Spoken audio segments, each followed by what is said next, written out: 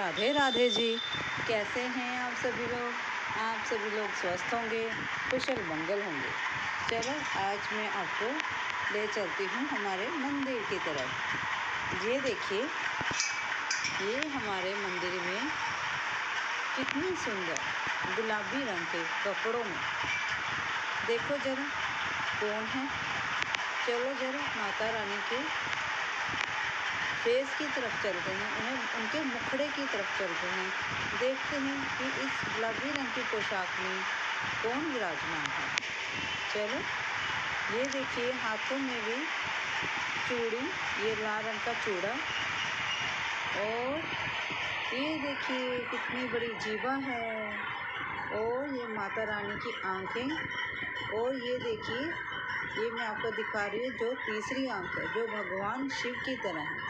मैंने कि ये भगवान शिव का ही रूप है। जैसे भगवान शिव की अर्धनारीश्वरी रूप है, उसी प्रकार से भगवान शिव ने माता को अपने आधे शरीर में स्थान दिया था, और उसी के कारण माँ काली के माथे पर भी तीसरी आंख है।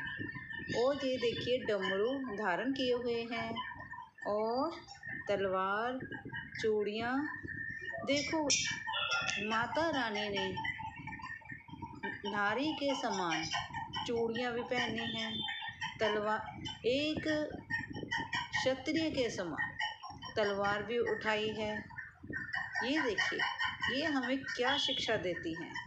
ये हमें यही शिक्षा देती हैं कि चाहे हम नारी रूप में जन्म हुआ है, लेकिन नारी एक ममता की मूरत है। माँ जैसे होती है उस प्रकार से ममता की मूरत है, लेकिन अगर ज़रूरत पड़े तब वह तलवार उठाना भी जानती है। ये हमें यही सिखाते हैं। और ये देखो कितने सुंदर कपड़े हैं। देखो कुछ कपड़े का थान, जिसको दर्जी ने काट छांट कर ये माता रानी की कितनी सुंदर पोशाक बनाई है। इस मंदिर में ये देखिए ठाकुर जी भी विराजमान हैं, कितने प्यारे लग रहे हैं। और इनकी पोशाक देखो, और देखो ये इन्होंने माला इस प्रकार से पहनी हुई है। देखो जरा कितने सुंदर लग रहे हैं। इनका मुखड़ा देखो, पगड़ी देखो कितनी सुंदर है ना जी?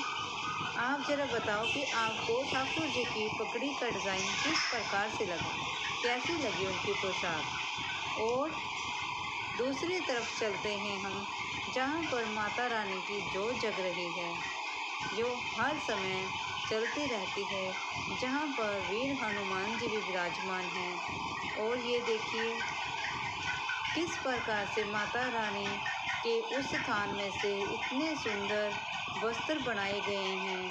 और इस मंदिर में आने से हर भक्त की मनोकामना पूर्ण होती है। जो भी भक्त इस मंदिर में माता रानी से अपनी मुराद मांगता है, अपनी मन्नत मांगता है, विश मांगता है, तो माता रानी उसकी प्रार्थना जरूर स्वीकार करती है। कहते हैं कि माता काली जल्दी ही सभी पर प्रसन्न हो जाती है, जिस प्रकार से वह जल्दी ही क्रोधित भी हो जाती है। उसी प्रकार से माता रानी सभी की झोलियाँ भरती है, क्योंकि है तो एक माँ ना। जो माँ होती है वह जल्दी प्रसन्न होती है अपने बच्चों पर, और जल्दी जल्दी ही वरदान भी दे देती है। देखिए, जब भगवान शिव माता रानी के चरणों में लेट गए थे, तब डर के कारण, सहम जाने के कारण माता रानी की जीभा जो है वह बाहर आ गई थी। तभी से माता रानी की जो जीभा है वह बाहर ही है। ये देखो यहाँ पर इस मंदिर में जो माता रानी की जीवा है उस पर चांदी का वर्क चढ़ाया गया है। मैं अपने मंदिर से आपके लिए, अपने शहर से, आसपास के जगह से ढूंढ कर वीडियो बनाकर लाती हूँ। और आप मुझे कमेंट करें कि आपको मेरी वीडियो कैसी लगती हैं, अच्छी लगती हैं या नहीं लगती हैं। अगर आपको मेरी वीडियो में कुछ कमी लगती है तो मुझे कमेंट कर बताएं, ताकि मैं उसको कमी को दूर कर सकूं।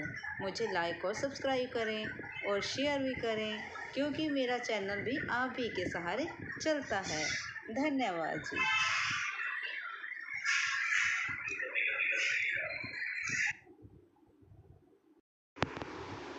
राधे राधे जी। कैसे हैं आप सभी लोग? आप सभी लोग अच्छे होंगे, स्वस्थ होंगे।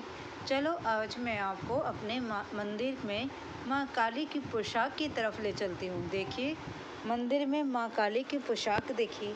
माँ काली देखिए हरे रंग की पोशाक में कितनी सुंदर लग रही हैं। इतने विराट रूप में, इतनी विशाल, अद्भुत विशाल जो इनकी यह मूर्ति है, प्रतिमा है। पहले तो इनके वस्त्र हर रोज बदलने बहुत ही मुश्किल है ना? क्योंकि हम अपने घर में ठाकुर जी को जब नहलाते हैं, उनका स्नान कराते हैं, फिर उनके वस्त्र उनको बदलते हैं, तब भी कितना मुश्किल लगता है हमें कि कितना बड़ा काम हो जाता है उन्हें स्वच्छ पानी में, पंचामृत पानी में स्नान कराना, साफ सुथरे कपड़े पहनाना, सब कुछ उनके लिए करना कितना अद्भुत होता है और कितना बड़ा काम होता है। उसी प्रकार से माँ काली की देखो इतनी बड़ी विशाल काया वाली यह मूर्त, यह उनकी ये प्रतिमा के कपड़े हर रोज बदलना कितना ही मुश्किल होता होगा। ये देखिए हरे रंग के वस्त्र पहने हुए माँ काली जो है वह कितनी ही सुंदर लग रही हैं। इतनी सुंदर, इतनी अद्भुत। देखिए जरा उसके ऊपर ये सुनहरी रंग का जो गोटा वर्क है वह देखिए कितना सुंदर है। बनाने वाले ने यह पोशाक देखिए कितनी सुंदर बनाई है। और यह देखिए ये भगवान शिव के पैर हैं और उनके ऊपर यह नाग देवता लिपटे हुए हैं। यह रक्त बीज की गर्दन है और यह वह कटोरा है जिसमें माँ ने रक्त बीज का जो है रक्त इकट्ठा कर कर ग्रहण किया था। और ये माँ के हाथ देखिए और उसके ऊपर ये प्रतिमा बनाने वाले ने देखो कितना सुंदर अद्भुत काम किया है। हाथ में शंख भी धारण कर दिया है और ये देखिए कितनी सुंदर, कितनी अद्भुत। और ये देखिए कितने विराट रूप है ना जी? ये देखिए, देखो जरा कितनी सुंदर, कितनी सुंदर, वाह वाह कितनी सुंदर, बहुत ही सुंदर, बहुत ही सुंदर, अद्भुत। ये छतर देखिए चांदी का कितना बड़ा छतर है। और ये देखिए ये माँ की आंखें और ये तीसरी आंख थी। ये जीवा देखिए, ये जीवा जो है चांदी की है। और इनके ये गहने पहने हुए आभूषण कितने सुंदर हैं, है ना जी? मैं वीडियो बहुत ही प्यार से आपके लिए बनाकर लाती हूँ। मेरा मोटिवेशन बनाएं, मेरी वीडियो को लाइक और सब्सक्राइब ज़रूर करें और कमेंट भी करें ताकि मैं अपने आपके लिए, अपनों के लिए ये वीडियो बना कर लेकर आऊँ। अगर वीडियो अच्छी लगती हो प्लीज़ मुझे मोटिवेट करें। धन्यवाद जी। राधे राधे जी।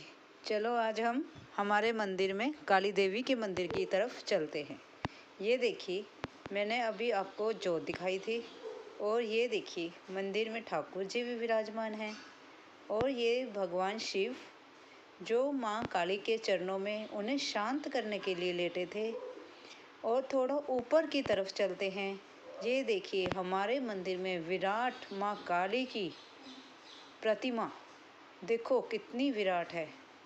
उनकी आंखें देखिए, जीवा देखिए और उनके वस्त्र भी देखिए कितने ही अच्छे लग रहे हैं और कितना विराट रूप है। ये उस समय का है जब माँ पार्वती ने माँ काली का रूप लेकर रक्त बीज का वध किया था। जब रक्त बीज ने विश्व पर अपना जो है डर पैदा कर दिया था, तब उन्होंने पार्वती जी ने माँ काली का रूप लिया था। क्योंकि रक्त बीज को एक वरदान मिला था कि जहाँ भी उसकी खून की एक बूंद गिरेगी तो वहाँ पर एक नए रक्त बीज का जन्म होगा। इसलिए माँ काली ने अपना ये विराट रूप लिया ताकि वह रक्त बीज की एक भी बूंद धरती पर ना गिरने दे। देखिए जरा कितने सारे सिरों की माला, कहते हैं ना कि कितने सारे रक्त बीजों के सर काट काट कर उन्होंने जो है माला पहनी हुई है। और ये देखिए उनके हाथ में ये तलवार है ना जी, देख रहे हैं आप। और ये देखिए इधर मैं आपको खप्पर भी दिखाती हूँ जिसमें माँ काली ने रक्त बीज का जो खून है वह इकट्ठा किया था। और ये तलवार देखिए जिस पर बनाने वाले ने खून के निशान भी दिखाए हैं, है ना जी, देख रहे हैं आप। इस प्रतिमा में कितना विराट रूप है माँ काली का। और जब माँ काली अपने सामने आने वाले हर किसी को खत्म कर रही थी तब देवताओं में भी डर पैदा हो गया था, उनमें भी डर का माहौल बन गया था। तब उन्होंने माँ काली को शांत करने की कोशिश की, लेकिन माँ काली जो है वह शांत ना हुई। तब वह भगवान शिव के पास गए और शिव जी से उन्होंने प्रार्थना की। तब भगवान शिव जो हैं माँ काली के चरणों में आकर लेटे। और जब माँ काली के पैर जो है भगवान शिव की छाती पर आए तब वह झिझक के मारे वहीं पर रुक जाती हैं। और इस प्रकार से भगवान शिव ने माँ काली को शांत किया था, क्योंकि उन्हें शांत करना भी जरूरी था ना जी, उन्हें शांत करना भी जरूरी था। क्योंकि अगर भगवान शिव माँ काली को शांत ना करते तो पूरा विश्व जो है वह जो है तहस नहस हो जाता। अगर आपको मेरी वीडियोस अच्छी लगती हों तो प्लीज़ लाइक और सब्सक्राइब भी करें, है ना जी। देखो मैं कितनी सुंदर ये वीडियो हमारे मंदिर के यहाँ माँ काली के दरबार से लाई हूँ। कितनी मुश्किलों से बनाकर लाती हूँ आपके लिए। देखिए माँ काली का यह विराट रूप देखो कितनी सुंदर है, कितनी अद्भुत है ना जी। और ये देखिए इस पर भी देखो थोड़ा खून के निशान दिखाए गए हैं, है ना, दिखाए गए हैं ना। ये देखिए थोड़ा मैं आपको जूम करके भी दिखा रही हूँ माँ काली की जो है। और थोड़ा सा कितने विराट रूप है, आंखें देखिए उनकी कितनी बड़ी बड़ी हैं, है ना जी। और उनके हाथों में ये तलवार, ये धनुष, कितने सारे उनके हाथों में ये हथियार हैं। यह एक विराट रूप हमारे मंदिर में, हमारे माँ काली के मंदिर में। और माँ काली के मंदिर में जाकर जो भी व्यक्ति, जो भी भक्त अपनी मनोकामना करता है वह मनोकामना उनकी पूर्ण जरूर होती है। क्योंकि माँ जो है वह सबकी सुनती है, सबकी झोलियाँ भरती है। आप भी जरा मन्नत मांग कर देखें माँ काली से, क्या आपकी मन्नत पूरी होती है? अगर होती है तो मुझे कमेंट ज़रूर करें। और ज़रा आप शांतमय ढंग से माँ काली के दर्शन करें और उनसे मन्नत करें। जय माँ काली, जय माता दी, जय माँ पार्वती।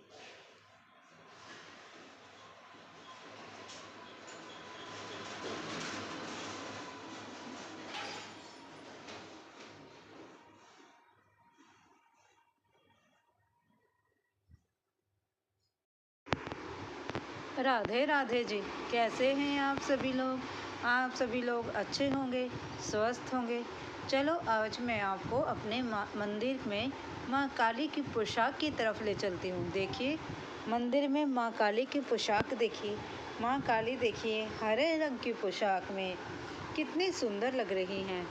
इतने विराट रूप में, इतनी विशाल, अद्भुत विशाल जो इनकी यह मूर्ति है, प्रतिमा है। पहले तो इनके वस्त्र हर रोज़ बदलने बहुत ही मुश्किल है ना। क्योंकि हम अपने घर में ठाकुर जी को जब नहलाते हैं, उनका स्नान कराते हैं, फिर उनके वस्त्र उनको बदलते हैं, तब भी कितना मुश्किल लगता है हमें कि कितना बड़ा काम हो जाता है उन्हें स्वच्छ पानी में, पंचामृत पानी में स्नान कराना, साफ़ सुथरे कपड़े पहनाना, सब कुछ उनके लिए करना कितना अद्भुत होता है और कितना बड़ा काम होता है। उसी प्रकार से माँ काली की देखो इतनी बड़ी विशाल काया वाली यह मूर्त, यह उनकी ये प्रतिमा के कपड़े हर रोज़ बदलना कितना ही मुश्किल होता होगा। ये देखिए हरे रंग के वस्त्र पहने हुए माँ काली जो है वह कितनी ही सुंदर लग रही हैं, इतनी सुंदर, इतनी अद्भुत। देखिए जरा उसके ऊपर ये सुनहरी रंग का जो गोटा वर्क है वह देखिए कितना सुंदर है। बनाने वाले ने यह पोशाक देखिए कितनी सुंदर बनाई है। और यह देखिए ये भगवान शिव के पैर हैं और उनके ऊपर यह नाग देवता लिपटे हुए हैं। यह रक्त बीज की गर्दन है और यह वह कटोरा है जिसमें माँ ने रक्त बीज का जो है रक्त इकट्ठा कर कर ग्रहण किया था। और ये माँ के हाथ देखिए और उसके ऊपर ये प्रतिमा बनाने वाले ने देखो कितना सुंदर अद्भुत काम किया है। हाथ में शंख भी धारण कर दिया है और ये देखिए कितनी सुंदर, कितनी अद्भुत। और ये देखिए कितने विराट रूप है ना जी। ये देखिए, देखो जरा कितनी सुंदर, कितनी सुंदर, वाह वाह कितनी सुंदर, बहुत ही सुंदर, बहुत ही सुंदर, अद्भुत। ये छतर देखिए चांदी का कितना बड़ा छतर है। और ये देखिए ये माँ की आंखें और ये तीसरी आंख थी। ये जीवा देखिए, ये जीवा जो है चांदी की है। और इनके ये गहने पहने हुए आभूषण कितने सुंदर हैं, है ना जी। मैं वीडियो बहुत ही प्यार से आपके लिए बनाकर लाती हूँ। मेरा मोटिवेशन बनाएं, मेरी वीडियो को लाइक और सब्सक्राइब ज़रूर करें और कमेंट भी करें ताकि मैं अपने आपके लिए, अपनों के लिए ये वीडियो बना कर लेकर आऊँ। अगर वीडियो अच्छी लगती हो प्लीज़ मुझे मोटिवेट करें। धन्यवाद जी। राधे राधे जी, कैसे हैं आप सभी अच्छे होंगे। चलो आज मैं आपको माँ काली देवी के मंदिर की तरफ ले चलती हूँ। देखिए ये ठाकुर जी हैं नन्हे मुन्ने से और यहाँ पर माँ काली जी की भी मूर्त है, जहाँ पर मैं आपको माँ काली की जो कृपा है, किस प्रकार से उन्होंने अपना प्रसाद ग्रहण किया, इसके बारे में आपको चर्चा करती हूँ। एक बार इस माँ काली के मंदिर के पास एक बहुत ही निर्धन और एक बुजुर्ग औरत रहती है। वह माँ काली के लिए हर रोज़ प्रसाद बनाती है, लेकिन वह इतनी कमज़ोर होती है, इतनी उसकी हालत, घर की हालत, स्थिति जो है अच्छी नहीं होती। वह समझ नहीं पाती क्या मैं माँ काली के लिए क्या प्रसाद बनाऊँ। वह जो कुछ होता है वह बना लेती है। एक दिन उसके पास एक मुट्ठी चावल और एक मुट्ठी दाल की पड़ी थी। उसने सोचा क्यों ना इन दोनों को मिक्स करके मैं माँ के लिए खिचड़ी बना लूँ। वह खिचड़ी बनाकर माँ के लिए एक बर्तन में, छोटे से बर्तन में डालकर ले चलती है। और जब वह मंदिर की तरफ जा रही होती है तो वहाँ के जो द्वारपाल होते हैं वे उन्हें रोक लेते हैं और कहते हैं नहीं, तुम अंदर नहीं जा सकती, क्योंकि वह सोचते हैं कि इतनी आर्थिक तंगी के कारण ये माता क्या माता रानी के लिए सक्षम प्रसाद लेकर आई होगी। क्या है माता रानी के लिए प्रसाद लाई है, पता नहीं कहाँ से मांग कर लाई होगी। वह उस औरत को, बुजुर्ग औरत को धक्का देते हैं और वह औरत वहीं पर गिर जाती है और उसकी जो खिचड़ी होती है वह भी गिर जाती है। जब द्वारपाल वहाँ से अंदर की तरफ जाते हैं तो वह क्या देखते हैं, उन्हें देखकर, उस दृश्य को देखकर उन द्वारपालों की आंखें खुली की खुली रह जाती हैं। भला उन्होंने क्या देखा? उन्होंने देखा जो खिचड़ी बाहर गिर गई थी वह माँ के मुख पर लगी हुई है। जिस प्रकार से माता रानी ने उस बुजुर्ग औरत का प्रसाद ग्रहण किया, इस प्रकार से भगवान जो हैं अपने भक्तों द्वारा बनाया गया श्रद्धा भाव से प्रसाद जो है ग्रहण करते हैं। मैं आपके लिए छोटी छोटी वीडियो लाती हूँ और यहाँ कहीं मंदिर से बनाकर लाती हूँ और उस पर छोटी छोटी सी कहानी भी बताती हूँ, एक किस्सा सुनाती हूँ। अगर अच्छी लगी हो लाइक और सब्सक्राइब जरूर करें। धन्यवाद जी।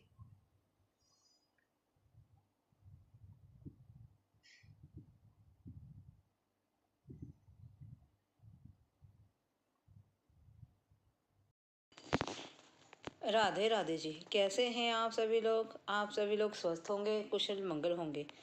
आप सभी के स्वास्थ्य और कुशल मंगल की कामना मैं ईश्वर से करती हूँ कि आप सभी लोग स्वस्थ रहें और कुशल मंगल रहें। जैसे कि आप सभी लोग जानते हैं कि जब अंगद रावण जी के दरबार में गया, रावण श्रीलंकापति रावण के दरबार में गया, तो लंकापति रावण अंगद का पैर हिला नहीं पाए। लंकापति रावण एक बहुत बड़े विद्वान थे, ताकतवर और एक ज्ञाता थे। इसके साथ साथ वह बलशाली भी थे और एक बुद्धिमान विद्वान भी थे। जब रावण कैलाश पर्वत को हिला सकता है तो क्या वह अंगद जी के पैर को हिला नहीं सकता था? हिला सकता था। फिर भी अंगद ने अपना पैर जमाया धरती पर और रावण को चुनौती दी कि वह पैर हिला के दिखाए। क्यों? क्योंकि इसमें श्री रामचंद्र जी की माया थी। उन्होंने इसको इस स्थिति के साथ प्रस्तुत किया कि रावण पैर को हाथ हिला ही ना पाए और हाथ ना हिला पाए और पैर को हिला ही ना पाए। जब रावण कैलाश पर्वत को उठा सकता है तो एक पैर को नहीं उठा सकता है। क्यों? क्योंकि वह बलशाली था। जब अंगद ने रावण जी के दरबार में अपने पैर को जमाया तब सभी जो दरबार में उपस्थित थे उन सभी ने अपना अपना धीरे धीरे कर एक एक करके सबने अपना अपना बल आजमाया। कोई भी अंगद का पैर हिला नहीं पाया। जब रावण की बारी आई तो रावण अपना पैर तो वह अंगद जी का पैर उठाना चाहता था, लेकिन जब वह पैरों में आके बैठा तो अंगद ने उनसे यह भाषा कही कि रावण, तुम्हें मेरे चरणों में पड़ने की ज़रूरत नहीं है। तुम्हें मेरे पैरों में पड़कर कुछ नहीं मिलेगा। अगर तुम मुक्ति चाहते हो तो श्री रामचंद्र जी के चरणों में जाकर माथा टेको, उनके चरणों में जाकर शीश झुकाओ। मेरे चरणों में आकर तुम्हें कुछ नहीं मिलेगा। इस पंक्ति को सुनकर रावण लज्जित हो गया और वह अपने बिना अंगद के पाँव को हाथ लगाए ही बिना ही वह अपने सिंहासन पर जाकर बैठ गया। इस दृश्य को हम सभी ने किस प्रकार से ऑब्जर्व करा, इसको हमने इस प्रकार से समझा कि रावण अंगद का पैर हिला ही नहीं पाया। हमने इसको अपने दिमाग में इस प्रकार से बिठा लिया, जबकि ऐसा कुछ नहीं हुआ था। क्यों? क्योंकि रावण तो बलशाली था। जब वह कैलाश पर्वत उठा सकता है तो पैर भी हिला देता। उसको इस प्रकार से अंगद ने, जब उसने अपने शब्द बोले, चुनौतीपूर्ण शब्द बोले, तो वह लज्जित होकर वहीं पर अपने सिंहासन पर बैठ गया। अगर आप मेरी इस वीडियो से सहमत हैं तो लाइक और सब्सक्राइब जरूर करें। थैंक यू जी। हेलो माय यूट्यूब मेंबर्स, आप सभी का मेरे यूट्यूब चैनल पर आपका स्वागत है। मैंने आप सभी के लिए मेंबरशिप ऑन कर दी है। आप चाहें तो मेरी मेंबरशिप भी ले सकते हैं और मैंने अपनी वीडियो में कुछ आर्टिकल्स के लिंक डाले हैं। आप चाहें तो मेरी पसंदीदा वह आर्टिकल्स देख सकते हैं और ख़रीद भी सकते हैं। उस लिंक पर जाएं और आर्टिकल देखें, पसंद करें और ख़रीदें। आप सभी का बहुत धन्यवाद होएगा। थैंक यू जी। राधे राधे जी। कैसे हैं आप सभी लोग? आप सभी लोग स्वस्थ होंगे, कुशल मंगल होंगे।